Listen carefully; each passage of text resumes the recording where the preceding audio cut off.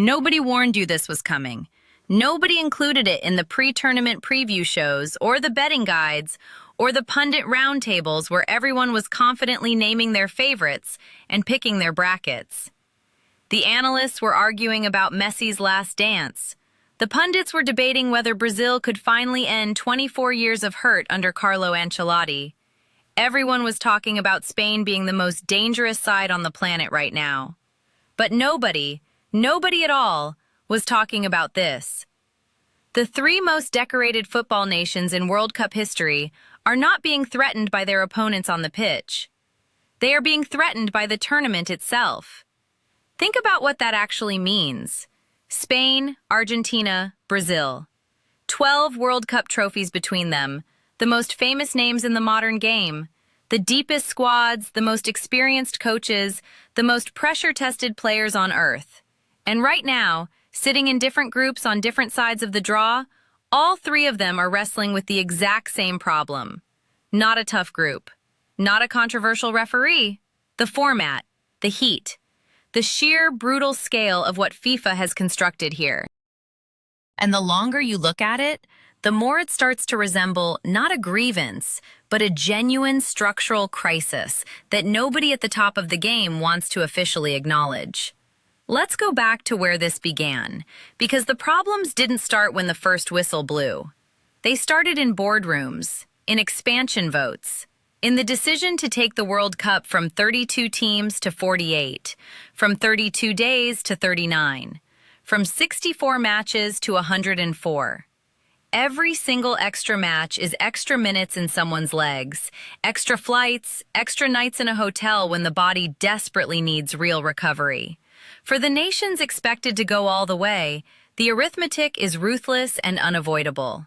Finalists at every World Cup from 1998 through 2022 needed 7 wins to lift the trophy.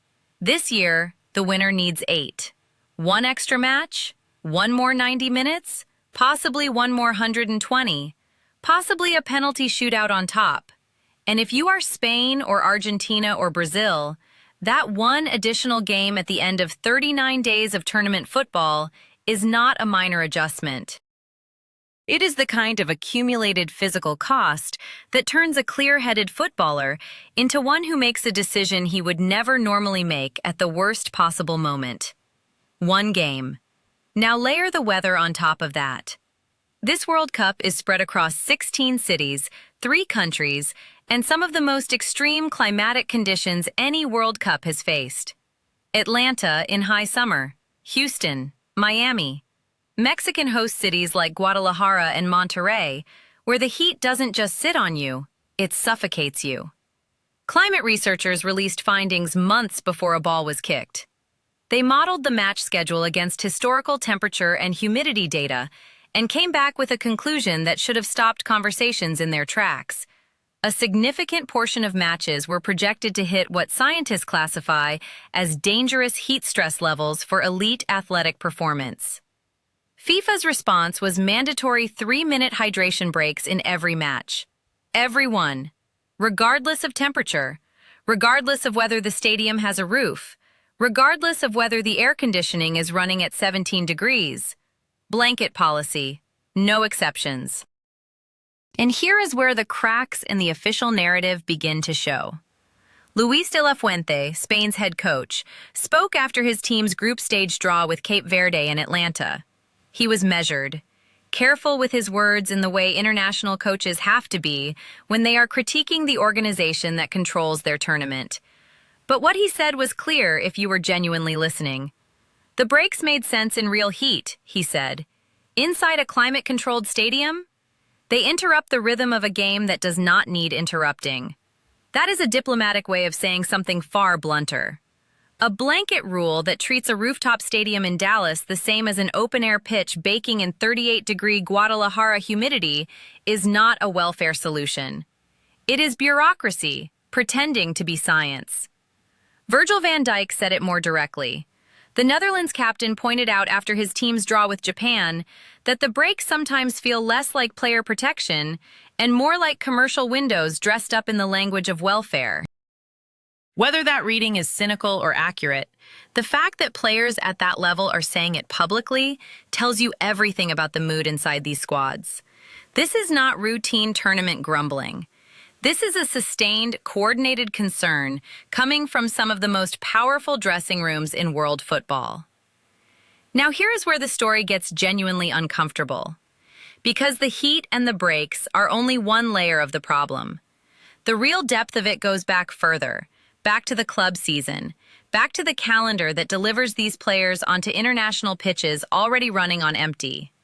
Brazil arrived in North America with significant attacking pieces already gone before a single training session on American soil.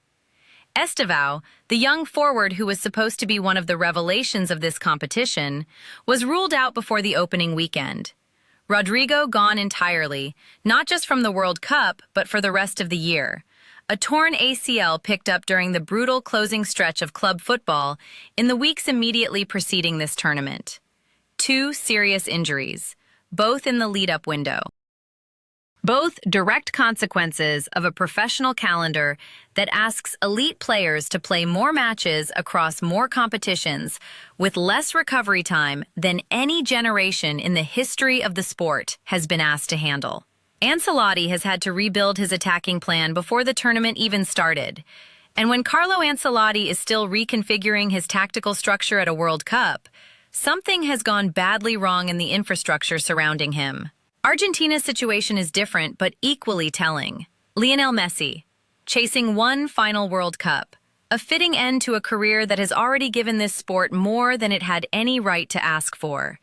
And yet, the conversations around the Argentina camp in the build-up were not about tactics or opponents. They were about muscle fatigue, about managing the accumulated cost of a season at Inter Miami, followed immediately by international duty. You do not say Messi's fitness is a concern out loud inside that camp. You cannot. But the careful management of his minutes, the rotations that did not exist 2 tournaments ago, the almost protective atmosphere that forms around him in training, all of it tells the story that nobody will officially confirm. If you are finding this useful, subscribe right now. We are going deep on every angle of this World Cup, and you do not want to miss what comes next. So why does this hit Spain, Argentina, and Brazil harder than it hits everyone else? Think about the mechanics. A side that exits in the round of 16 does not face 8 games. They face 4 or 5 at most. Their players suffer from the same broken calendar, absolutely, but their exposure to the cumulative match load of a deep tournament run is limited by their own results. Spain, Argentina, and Brazil are structurally penalized by their own excellence. The better you are, the more games you play. The more games you play, the more the format grinds you down. The more it grinds you down, the more likely you are to arrive at a semifinal at 85% of your peak. And at a World Cup semifinal, 85% is a catastrophic margin of error. There is history here that FIFA would prefer we move past quickly. The 1994 World Cup, also in the United States, is still remembered for its heat.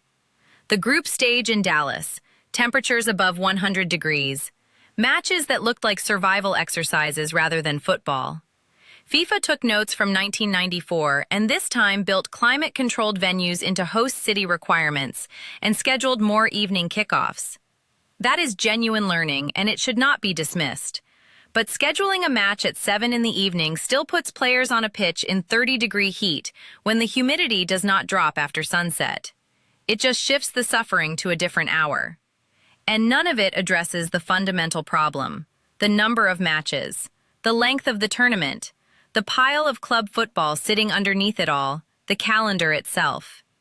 Here is the scenario that should genuinely worry you. Imagine Spain against Brazil in a quarterfinal. Both squads carrying the load of 5 matches across 3 weeks on top of their full domestic seasons. Both arriving at that fixture with key players at 3/4 of their physical peak. In that match, the decisive factor will not be tactical system or individual quality. It will be rotation decisions made 2 weeks earlier. A hamstring caught by a physio 48 hours before it became a pull. A bench that held up when the starters faded in the 75th minute. And in that context, Luck plays a role at a World Cup that it has absolutely no business playing at this level. That is the nightmare the coaches are genuinely managing when they choose their words carefully at press conferences, not the heat itself. The way that heat and fatigue and travel and a compressed schedule make fortune a bigger factor than footballing ability. That is a problem with no in-tournament patch. FIFA Pro had been on record about this long before anyone kicked off. Their position is not complicated and has not changed. Elite players need structural calendar reform, not 3-minute water breaks every 45 minutes. The expanded World Cup, the expanded Champions League, the expanded Club World Cup. The international window demands that sit on top of a domestic season running from August to May. It all adds up to a workload the human body was not designed to absorb across a sustained career. Every new trophy FIFA creates, every new competition it launches, every new commercial property it builds, the bill arrives in the tendons and the cartilage and the muscle tissue of the players who actually have to play. And when those players are the ones the whole world is paying to watch at the biggest tournament on earth, it stops being a union grievance. It becomes a product quality issue for the competition itself. So here's the question I want to leave with you. When the trophy is lifted and the confetti falls and everyone declares the expanded format a spectacular success, what will we actually have proved? That the best team won? Or that the side which managed fatigue and fortune just slightly better than the rest happened to be holding the cup at the end of the longest, hottest, most physically punishing World Cup in history? Because those are two very different things. And the answer to that question might tell us more about the future of this sport than anything that happens on the pitch between now and July the 19th. Drop your take in the comments. Do you think this format is genuinely better for football? Or has FIFA built something that will eventually break the game it was supposed to celebrate? Subscribe if you are here for breakdowns that go beyond the surface, because this tournament is only going to get more complicated, more dramatic, and more revealing the deeper we go. And trust me, we are nowhere near done yet.